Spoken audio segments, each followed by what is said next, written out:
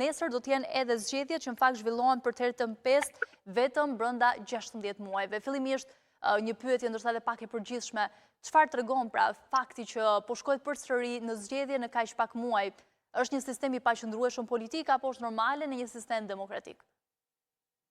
Po fillimisht do të filloj edhe unë me Tiranën që e bërë edhe e potencuat si një kaotike. Unë mendoj se situata në Tiranë dhe përgjithsisht në Shqipëri është e shpifur dhe për fatin e keq ndikuar nga faktorë të jashtëm që nuk hedojnë të mirën e Shqipërisë dhe shqiptarëve.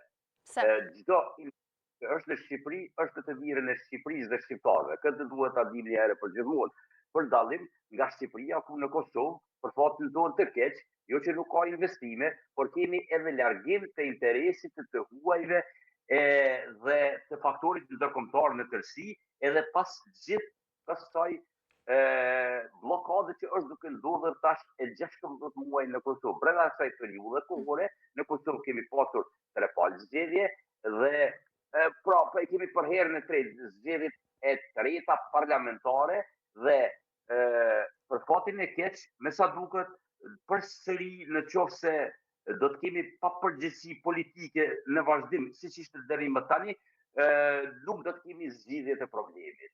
Pra